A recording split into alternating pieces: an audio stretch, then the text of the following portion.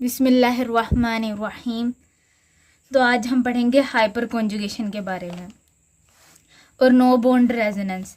यानी कि hyper conjugation भी परमानेंट इफेक्ट है, और इससे पहले जो हमने पढ़ा था इंडक्टिव इफेक्ट, वो भी एक क्या है, परमानेंट इफेक्ट है। ठीक है, परमानेंट इफेक्ट में हाइपर कॉन्जुगेशन और इंडक्टिव इफेक्ट भी आते हैं और रेजोनेंस भी आता है। जो हाइपर कॉन्जुगेशन होती है ना, हाइपर कॉन्जुगेशन, वो अगर inductive hyper conjugation inductive effect के ऊपर डोमिनेट कर जाती है। यानी कि हाइपर कॉन्जुगेशन को अगर किसी भी कंपाउंड में ज़्यादा इम्पोर्टेंस दी जाएगी as compare to inductive effect. जहाँ पे हाइपर कॉन्जुगेशन को पहले देखा जाएगा, फिर उसमें इंडक्टिव इफेक्ट को देखा जाएगा। ठीक है, हाइपर कॉन्जुगेशन की कंडीशंस क्या हैं, यानी कि कौन कौन सी कंडीशन होंगी तो ही हम हाइपर कॉन्जुगेशन को वहाँ पर अप्लाई कर सकते हैं उस कंपाउंड पे। सबसे पहले कंडीशंस देख लेते हैं इसकी हाइपर कॉन्जुगेशन की, कि हाइपर कॉन्जुगेशन करवाने के लिए हमारे पास किस कंडीशन का होना ज़रूरी है एक कंपाउंड में। ठीक है, सबसे पहले तो कंपाउंड का, यानी कि उस कार्बन का जहाँ पे हाइपर कॉन्जुगेशन हो वहाँ पे sp3 हो, sp3 हाइब्रिडाइज्ड हो।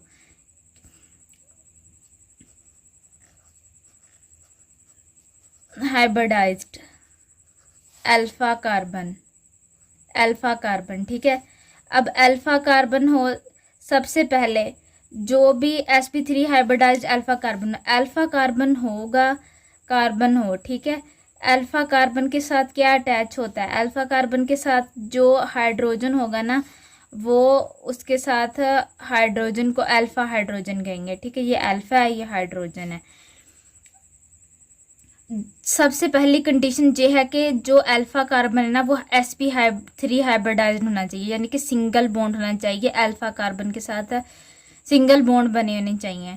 और जो अल्फा कार्बन प्रेजेंट होना चाहिए उसमें कंपाउंड में, अल्फा कार्बन होगा तो अल्फा हाइड्रोजन होंगे, अल्फा हाइड्रोजन भी प्रेजेंट होने चाहिए, उसके साथ कम से कम एक होना चाहिए, एट लीस्ट A1 तो होना चाहिए। अगर एक भी नहीं होगा तो वहाँ पर हाइपर कॉन्जुगेशन नहीं होगी। ठीक है, और जहाँ पर जितने ज़्यादा अल्फा हाइड्रोजन्स होंगे उतने ही ज़्यादा इसके क्या बनेंगे, हाइपर कॉन्जुगेशन के स्ट्रक्चर बनेंगे, हाइपर कॉन्जुगेटिंग स्ट्रक्चर बनेंगे, हाइपर कॉन्जुगेटिंग स्ट्रक्चर। ठीक है, जितने ज़्यादा अल्फा हाइड्रोजन होंगे उतने ज़्यादा हाइपर कॉन्जुगेटिंग स्ट्रक्चर बनेंगे। ये जितने ज़्यादा हाइड्रोजन होंगे उतने ज़्यादा हाइपर कॉन्जुगेटिंग स्ट्रक्चर बनेंगे। और नेक्स्ट है स्टेबिलिटी। अगर इसको चेक करते हैं स्टेबिलिटी के लिए, हाइपर कॉन्जुगेशन में स्टेबिलिटी को चेक करते हैं कैसे, जितनी ज़्यादा स्टेबिलिटी का कैसे हमें पता चलेगा कि जितनी ज़्यादा स्टेबिलिटी ज़्यादा होगी, उसका कैसे पता चलेगा कि वो होगी डायरेक्टली प्रोपोर्शनल है, stability directly proportional hyper conjugating structure के। ये H हाइपर है, C से कॉन्जुगेटिंग है, ऐसे स्ट्रक्चर है। ठीक है, शॉर्ट फॉर्म में मैंने लिखा है। जितने ज़्यादा हाइपर कॉन्जुगेटिंग स्ट्रक्चर होंगे उतनी ही ज़्यादा स्टेबिलिटी होगी कंपाउंड की। जो जिस भी कंपाउंड की जितने ज़्यादा हाइपर कॉन्जुगेटिव स्ट्रक्चर बनेंगे उतनी ज़्यादा उसकी क्या होगी, स्टेबिलिटी होगी। ठीक है, अब सबसे पहले तो ये देख लो कि हमारे पास जो है ना, वो क्या होता है, अल्फा कार्बन क्या होता है। ठीक है, अल्फा कार्बन, कोई भी कंपाउंड ले लेते हैं, कार्बन, कार्बन और ये वाला कार्बन। ठीक है, ये कार्बोकटाइन है। जो कार्बोकटाइन होगा ना, या रेडिकल होगा या कोई भी होगा, जो उसके साथ जो कार्बन होगा ना, इसके साथ कितने हाइड्रोजन लगे होंगे, 2 लगे होंगे। इसके साथ कितने लगे होंगे, 3, 1 2 3। ठीक है, अब देखो इसके साथ कौन सा डायरेक्टली जो अटैच होगा ना, कार्बोकटाइन है ना, जिसके ऊपर पॉजिटिव चार्ज है, ये वाला कार्बन है। इसके कार्बन के साथ देखो डायरेक्टली अटैच कार्बन ये वाला कार्बन है। जो डायरेक्टली अटैच होगा उसको हम क्या कहेंगे, अल्फा कार्बन। और जो अल्फा कार्बन के साथ हाइड्रोजन होंगे उसको हम कहेंगे अल्फा हाइड्रोजन। तो अब ये क्लियर हो गया, अल्फा हाइड्रोजन और अल्फा कार्बन क्या होंगे। और जो अल्फा कार्बन के साथ दूसरा कार्बन होगा वो बीटा होगा। हमने बीटा को नहीं देखना, जस्ट अल्फा को देखना है। ठीक है, अब नेक्स्ट इसकी एप्लीकेशंस देख लेते हैं। एप्लीकेशंस में क्या होगा हमारे पास, सबसे पहले इसकी स्टेबिलिटीज़ होंगी। स्टेबिलिटी ऑफ किस किस चीज़ की स्टेबिलिटी हमने देखनी है, कार्बोकेटाइन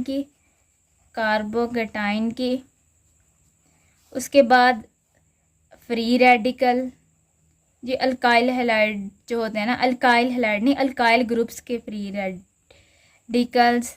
एंड उसके बाद हमने देखना है अल्कीन की स्टेबिलिटी।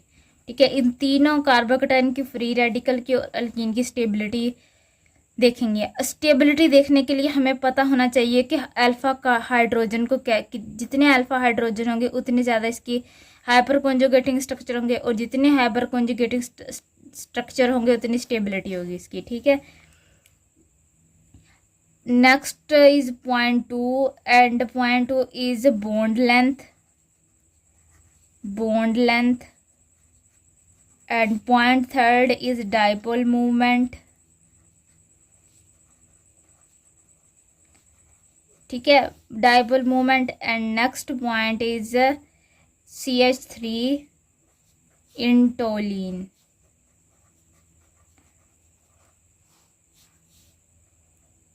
टोलिन में हम देखेंगे CH3 को, यानी कि CH3 की वजह से CH3 पे प्लस आई इफेक्ट होता है ना, इसका टोलिन पे क्या इफेक्ट होगा, और हाइपर कॉन्जुगेशन में इसको देखेंगे हम। ठीक है, ऑर्थो एंड पैरा। बेसिकली समझने वाली ज़्यादा बातें जिस पे हमें मोर कंसंट्रेट करना चाहिए वो है कार्बोकेटाइन, फ्री रेडिकल, अल्कीन। ठीक है, इसका हमें पता होना चाहिए, और बॉन्ड लेंथ के बारे में भी थोड़ा बहुत पता होना चाहिए। चलो अब डिटेल से पढ़ लेते हैं। जहाँ पे लिखते हैं कार्बोकेटाइन,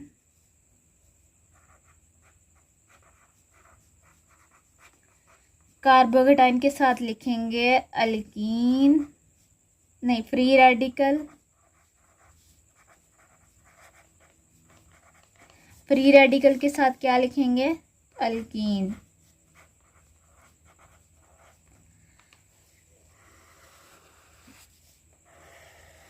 ठीक है, इनकी स्टेबिलिटी को पता करना है। अब सबसे पहले तो हमें अल्फा हाइड्रोजन काउंट करना आना चाहिए, क्योंकि अल्फा कार्बन जितने ज़्यादा होंगे उतनी ज़्यादा हाइपर कॉन्जुगेटिंग स्ट्रक्चर होंगे, और हाइपर कॉन्जुगेटिंग स्ट्रक्चर जितने ज़्यादा होंगे उतनी stability. Hyper conjugation, alpha carbon ज़्यादा, हाइपर कॉन्जुगेटिंग स्ट्रक्चर ज़्यादा, और हाइपर कॉन्जुगेटिंग स्ट्रक्चर ज़्यादा होंगे तो क्या होगा, स्टेबिलिटी ज़्यादा होगी, स्टेबिलिटी ज़्यादा होगी। ठीक है, ये 3 रिलेशन याद रखने हैं, तो ये याद होंगे तो आगे हम जा सकेंगे। अच्छा, मैं ये कार्बोकेटाइन का पता है ना, कार्बन के ऊपर पॉजिटिव चार्ज होता है। ठीक है, अब ये देखो कार्बन के ऊपर पॉजिटिव चार्ज है, कार्बन के साथ क्या लगा हुआ है, एक और कार्बन, जिसके साथ क्या लगे हुए हैं, 3 मिथाइल ग्रुप। समझ आ गई, 3 मिथाइल ग्रुप लगे हुए, और एक हमारे पास कार्बन है जिसके ऊपर पॉजिटिव चार्ज है, उसके साथ क्या लगे हुए हैं, CH3 एंड इसके साथ यहाँ पे कुछ नहीं होगा, ये वाला पॉजिटिव चार्ज वाला कार्बन है, यहाँ पे लगा होगा CH। ठीक है, अब उसके बाद जो है हमारे पास ये 2 मिथाइल ग्रुप लगे हैं, इसके CH लगा हुआ है, और अब ये 2 को हटा के 1 कर देना है, CH2। यहाँ पे क्या करना है, इसके ऊपर पॉजिटिव चार्ज और इसके ऊपर CH3। अब ये वाला हटा के इसके ऊपर CH3 कर देना है। अब इनके दरमियान स्टेबिलिटी को देखना है कि इनकी स्टेबिलिटी पता करवानी है हमें। ठीक है, अब देखो अगर बात की जाए इसके ऊपर देखो 1 2 3 और ये इसके ऊपर ये 2 हैं। ठीक है, अगर यहाँ से इसके साथ वो होती है, कार्बोकेटाइन्स को देखा जाए तो यहाँ पे ये सबसे ज़्यादा स्टेबल होगा, ये उससे कम स्टेबल होगा, ये सबसे कम स्टेबल होगा। क्योंकि ये देखो, अगर इसकी बात की जाए, इसके ऊपर 1 2 3 नहीं रहना, तो अब इस कार्बन के साथ देखो कितने मिथाइल ग्रुप अटैच हैं, 1 और 2, यानी कि अल्फा कार्बन के साथ जो अटैच है ना, उनके पास कितने हाइड्रोजन्स हैं, 1 2 3, 1 2 3। इसके पास कितने हाइड्रोजन है, 3। इसके पास कितने हाइड्रोजन है, 3। तो हमारे पास कितने अल्फा हाइड्रोजन्स हो गए, 6। यानी कि इसके 6 कंट्रीब्यूटिंग स्ट्रक्चर बनेंगे। यहाँ पे जो अल्फा कार्बन है, अल्फा कार्बन के साथ जो कार्बन अटैच है और उनके साथ जो हाइड्रोजन्स हैं, यानी कि जो मिथाइल ग्रुप अटैच है, उनके पास कितने हाइड्रोजन्स है, यहाँ पे 3 इसके हो गए, 3 इसके हो गए, 3 इसके हो गए, ठीक है, 9। Alpha hydrogen is 9। ठीक है।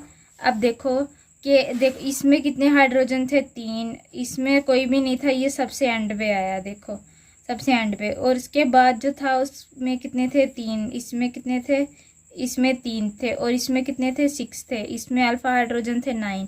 इसी तरह से हमने इसका फिर ये सबसे ज़्यादा स्टेबल होगा, ये उससे कम होगा, ये उससे कम होगा, ये बिल्कुल ही मतलब कि लीस्ट सबसे कम स्टेबल होगा। अगर हम जनरल स्ट्रक्चर की बात करें, अगर हम हाइपर कॉन्जुगेशन की जो कॉन्जुगेटिंग स्ट्रक्चर मतलब कि रेजोनेटिंग स्ट्रक्चर जो बनाएंगे, वो कैसे बनाएंगे, यहाँ पे क्या होता है, हाइड्रोजन जो होता है ना अपने प्रोटॉन देता है, ये जो प्रोटॉन होता है ना ये अपने इलेक्ट्रॉन दे देता है और जहाँ पर बॉन्ड बनाता है, ये क्या करेगा, यहाँ से बॉन्ड टूटेगा, ये जहाँ पे बॉन्ड बनाएगा, ये दोनों ना ये इलेक्ट्रॉन दे देगा, यहाँ पे बॉन्ड बनेगा, तो यहाँ पे कार्बन के 4-5 बॉन्ड बन जाएंगे, तो ये बॉन्ड आगे शिफ्ट हो जाएगा। तो हमारे पास क्या बन जाएगा, ये एच जो था, ये इसके साथ बॉन्ड नहीं बनाना, यहाँ पे पॉजिटिव चार्ज आ गया और आगे डबल बॉन्ड बन गया CH, और जहाँ पे सिंगल बॉन्ड बन गया CH2, सिंगल बॉन्ड बन गया क्योंकि यहाँ से यहाँ शिफ्ट हुआ था आगे। इसने दो थे ना अपने इलेक्ट्रॉन्स, वो इसको दे दिए, तो इसके ऊपर एक्सेस अमाउंट होगी इलेक्ट्रॉन्स की, तो इस वजह से इसके ऊपर क्या आ गया, नेगेटिव चार्ज आ गया। अगर हमने इस वाले प्रोटॉन को H को ना हमने ब्रेक किया था ना, हम इसको भी कर सकते हैं और इसको भी कर सकते हैं। पता कैसे कर सकते हैं, देखो। अच्छा, अब ये वाला जो है, ये वाला निशान, इसको यहाँ पे बनाते हैं। फर्ज करो हम इसको रिमूव करते हैं, इसको अगर रिमूव करेंगे तो ये वाला बॉन्ड इधर आएगा, ठीक है। सारे सेम के सेम रह जाएंगे वैसे ही। जो ये वाला इसका बॉन्ड टूट गया, ये हाइड्रोजन बाहर चला गया, इसके क्या बना, डबल बॉन्ड बना, क्योंकि ये वाला बॉन्ड ही तो इधर शिफ्ट हुआ था ना, CH बॉन्ड बना, और CH बॉन्ड जो था आगे शिफ्ट हो गया, यहाँ पे क्या बनेगा, एक बॉन्ड बनेगा CH2 और नेगेटिव, ठीक है। इसी तरह हम जितने ज़्यादा इसके अंदर ये हाइड्रोजन्स होंगे, उतने ज़्यादा ही इसके हम क्या बना सकते हैं, उतने ज़्यादा इसके कंट्रीब्यूटिंग स्ट्रक्चर बना सकते हैं, यानी कि हाइपर कॉन्जुगेटिंग स्ट्रक्चर बना सकते हैं। अब नेक्स्ट फ्री रेडिकल की बात करें तो ये भी सेम इसी की तरह होगा, क्योंकि जहाँ पे अगर पॉजिटिव चार्ज है तो उसकी जगह पे हम क्या लगा लेंगे, रेडिकल लगा लेंगे। रेडिकल के जो साथ वाला जो कार्बन होगा वो अल्फा होगा, जो इसके साथ लगे होंगे ग्रुप, यानी कि उनके साथ जो हाइड्रोजन्स होंगे उनको हम काउंट करके लिख लेंगे। और सेम इसका भी यही है, इसका भी हम जो स्टेबिलिटी ऑर्डर है ना वो ऐसे बनाएंगे। अब अल्कीन की बात की जाए तो अल्कीन के साथ भी ऐसे ही होगा। अब ये है, इससे पहले वाला डबल बॉन्ड वाले कार्बन को छोड़ के, ये दोनों कार्बन को छोड़ के इसके साथ जो अटैच होंगे कार्बन वो होंगे हमारे पास अल्फा कार्बन, ठीक है। फॉर एग्जांपल हम यहाँ से देख लेते हैं, CH2 CH2, ये दोनों अल्कीन वाले कार्बन हैं जिनके साथ अल्कीन मतलब कि डबल बॉन्ड बना हुआ है ना। ये वाला कार्बन नहीं काउंट करना, ये वाला कार्बन नहीं काउंट करना, इनके साथ जो कार्बन लगे हुए हैं ये अल्फा कार्बन है। और इधर वाली साइड को भी देखना, इसके साथ भी, यहाँ पे 2 अल्फा कार्बन है। अब 2 अल्फा कार्बन के साथ कितने हाइड्रोजन लगे हुए हैं, 2 2 4, यहाँ पे भी 2 आएगा, 2 4, यहाँ पे 4 अल्फा हाइड्रोजन है, ठीक है। इसी तरह यहाँ पे अगर बात की जाए इसकी, इस कार्बन के साथ 2 लगे हुए हैं, अल्काइल ग्रुप कोई सा भी हो सकता है, उसके साथ जितने हाइड्रोजन होंगे वो यहाँ पे काउंट करके सारे लिख लेने। तो इसका स्टेबिलिटी ऑर्डर भी ऐसे बनेगा, ये सबसे ज़्यादा स्टेबल होगा, ये उससे कम, ये उससे कम, ये उससे कम, ठीक है। अब नेक्स्ट हम बात कर लेते हैं यहाँ पे बॉन्ड लेंथ की। बॉन्ड लेंथ में क्या होता है कि CH3 है, CH, यहाँ पे इसका स्ट्रक्चर बना लेते हैं। 1 2 3 हाइड्रोजन लगाएंगे, उसके साथ क्या लगा हुआ है CH, और CH के साथ क्या लगा हुआ है CH2। ये जो पीछे मैंने जनरल एग्जांपल बताए थे ना, ये वही है। अब यहाँ पे क्या हो रहा है, ये वाला हाइड्रोजन यहाँ से रिमूव कर लेते हैं, इसका बॉन्ड यहाँ पे शिफ्ट करेंगे, ये वाला बॉन्ड आगे शिफ्ट होगा, क्योंकि यहाँ पे 5 कार्बन 5 बॉन्ड बना रहा है, कार्बन क्या बनाता था 4 बॉन्ड, इसीलिए आगे जाएगा ये। ठीक है। अब नेक्स्ट जो हमारे पास है हाइड्रोजन, ये इधर सॉरी यहाँ पे ये बॉन्ड नहीं आएगा, और यहाँ पे प्रोटॉन ऊपर चला जाएगा, यहाँ पे हाइड्रोजन नीचे, यहाँ पे डबल बॉन्ड बन जाएगा, यहाँ पे CH, यहाँ पे सिंगल CH2। अब देखो, अगर हम देखें तो यहाँ पे हमने देखा था पहले यहाँ पे सिंगल बॉन्ड था, इसको हम दे लेते हैं कार्बन नंबर 1, यहाँ पे इसको नाम दे रहे कार्बन नंबर 2, यहाँ पे कार्बन नंबर 3। अब देखो कार्बन नंबर 3 और कार्बन नंबर 2 के दरमियान में, कार्बन नंबर 3 और कार्बन नंबर 2 के दरमियान में पहले क्या था, सिंगल बॉन्ड था ना। जब हमने इसकी हाइपर कॉन्जुगेशन की तो हमें पता चला कि यहाँ पे डबल बॉन्ड भी आ सकता है, यहाँ पे डबल बॉन्ड आ गया, पहले सिंगल था। अगर हम ऐसे देखें तो हमें कैसे पता चलता कि यहाँ पे डबल बॉन्ड होगा, तो ये हमें पता चला हाइपर कॉन्जुगेशन से। और जहाँ पे पहले डबल बॉन्ड था, अब क्या हो गया, सिंगल बॉन्ड हो गया। हम इसको पता कैसे लिखेंगे, इसको लिखेंगे कार्बन 3 और कार्बन 2 के दरमियान इज, यानी कि इसके दरमियान जो बॉन्ड था इज शॉर्टर, ये जो कार्बन सिंगल बॉन्ड कार्बन होता है ना, ये लॉन्गर होता है। ठीक है। और जो कार्बन डबल बॉन्ड कार्बन होता है वो होता है शॉर्टर। यानी कि ये देखो, यहाँ पे जो इनकी जो लेंथ होगी ना, यहाँ पे ज़्यादा लॉन्गर थी लेंथ, यहाँ पे कितनी होगी, शॉर्टर होगी लेंथ। ठीक है। इज शॉर्टर देन एक्सेप्टेड, जितना हम एक्सेप्ट कर रहे थे उसके शॉर्ट होगी। अच्छा, यहाँ पे ना, अब यहाँ पे पहले सिंगल बॉन्ड था, अब यहाँ पे डबल बॉन्ड बन गया, तो इसको ना हम पार्शली, मतलब कि पार्शली कहेंगे डबल बॉन्ड, यानी कि सिंगल बॉन्ड और डबल बॉन्ड की बिटवीन कोई चीज़ है। ठीक है। तो इसी तरह है। अब ये जो, अब इसकी बात तो होगी कार्बन नंबर 2 और 3 की, कार्बन नंबर 1 और कार्बन नंबर 2 की बात करते हैं। तो यहाँ पर क्या था, डबल बॉन्ड था, अब क्या बन रहा है, सिंगल बॉन्ड। तो सिंगल बॉन्ड बन रहा है तो क्या लिखेंगे, लॉन्गर। सिंगल बॉन्ड क्या होता है, लॉन्गर देन एक्सेप्टेड। ठीक है। बस ये याद रखना है कि कार्बन जो डबल 2 वाला होगा, 3 वाला होगा, वो शॉर्टर होगा, जो कार्बन 2 वाला होगा और 1 वाला होगा वो क्या होगा, लॉन्गर होगा। और इनके दरमियान अगर बात की जाए बॉन्ड लेंथ की तो वो होगी 146 pm। ठीक है। और कार्बन डबल बॉन्ड कार्बन की कितनी होती है, 135 pm। तो ज़्यादा बेसिक बात ये याद रखने वाली है। CH3 डाइपोल की बात, डाइपोल मोमेंट की बात करें तो ये सिंपल है। यहाँ पे इसको ऐसे लिख लेते हैं ओपन करके, CH3 बना लेते हैं, और इसके साथ कितना है, एक कार्बन है, उसके साथ हाइड्रोजन है, उसके साथ क्या अटैच है, ऑक्सीजन। ऑक्सीजन क्या होता है, डबल बॉन्ड के साथ होता है। ठीक है। अच्छा जी, अब हम क्या करेंगे, यहाँ से एक हाइड्रोजन को रिमूव करेंगे, ये डबल बॉन्ड इसको जाएगा, तो क्या बन जाएगा, यहाँ पे कार्बन 1 2, यहाँ पे ऐसे, और इसके साथ जो, नहीं ये वाला हाइड्रोजन नहीं रिमूव होगा, गलत हो गया, ये वाला रिमूव करेंगे। ठीक है। ये वाला रिमूव करेंगे तो वो आगे इसके जाएगा, ये वाला इसको यहाँ पे शिफ्ट करेंगे। रुको, इसके साथ बनाते हैं मार्कर के साथ, इसको यहाँ पे शिफ्ट करेंगे, ये वाला वैसे के वैसे रहेगा, इसको नहीं करना। ठीक है। अच्छा, यहाँ पे हाइड्रोजन, ये वाला इसको शिफ्ट कर दिया, यहाँ पे हाइड्रोजन के ऊपर पॉजिटिव चार्ज, यहाँ पे जो शिफ्ट किया था प्रोटॉन, इसने 2 इलेक्ट्रॉन दिए थे, तो ये डबल बॉन्ड बन गया। अब आगे जो डबल बॉन्ड बन गया था ना, अब जो नेक्स्ट है हमारे पास, देखो अब यहाँ पे फिर कार्बन के क्या बन जाएंगे, 5 बॉन्ड बन जाएंगे। अब ये वाला जो डबल बॉन्ड है ये इसके ऊपर शिफ्ट होगा। ठीक है। ये वाली शिफ्टिंग यहाँ पे जाएगी, यहाँ पे। ठीक है। अब इसके ऊपर यहाँ पे हाइड्रोजन लगा लो, यहाँ पे कार्बन बन गया, कार्बन के ऊपर क्या लगा हुआ है, हाइड्रोजन। ये सेम का सेम वैसे रहेगा, यहाँ पे डबल की जगह क्या बन गया, सिंगल बॉन्ड, और उसके ऊपर से नेगेटिव चार्ज आ गया, ऑक्सीजन के ऊपर नेगेटिव चार्ज आ गया। तो इसी तरह से अब इसका जो हम देख लेंगे डाइपोल मोमेंट 2.72 होता है, इसका भी 2.72 होगा डाइपोल मोमेंट। बस यही बात थी इसकी। और अगर टोलिन की बात की जाए तो इसमें भी हम रेजोनेटिंग इफेक्ट देख लेते हैं कि कैसे होगा। जो इलेक्ट्रॉन देगी इसको, लेगी नहीं, ये देने डोनेटिंग है, ये डोनेटिंग है। तो यहाँ पे क्या होगा, ये वाला इसको डबल बॉन्ड यहाँ पे आएगा और ये वाला यहाँ पे शिफ्ट हो जाएगा। ये ऑर्थो और पैरा डायरेक्टिंग होती है। कौन सी पोजीशन ऑर्थो होती है, ये वाली और ये वाली पैरा होती है, ये वाली और ये वाली।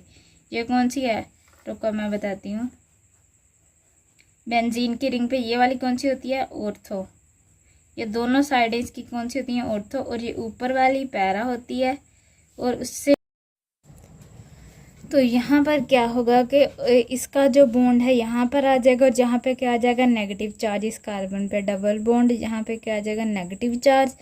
अब ये वाला बॉन्ड यहाँ पे बन जाएगा, ये वाला यहाँ पे नेगेटिव चार्ज जो था, यहाँ पे डबल बॉन्ड आ गया। जो नेगेटिव चार्ज ये वाला था ये आगे यहाँ पे शिफ्ट हुआ, और जो यहाँ वाला बॉन्ड था ना, जो नेगेटिव चार्ज था ना, वो यहाँ पे शिफ्ट हुआ, और ये वाला बॉन्ड यहाँ पे चला गया। यहाँ पे बॉन्ड नहीं आएगा, यहाँ पे क्या आ जाएगा, नेगेटिव चार्ज। यहाँ पे बॉन्ड बनेगा और यहाँ पे बॉन्ड बनेगा, ठीक है। अब ये वाला नेगेटिव चार्ज इधर बॉन्ड बनाएगा और ये वाला बॉन्ड टूटेगा, यहाँ पे नेगेटिव चार्ज करेगा, क्योंकि रिंग में 2 बार डबल बॉन्ड नहीं आ सकता, ठीक है।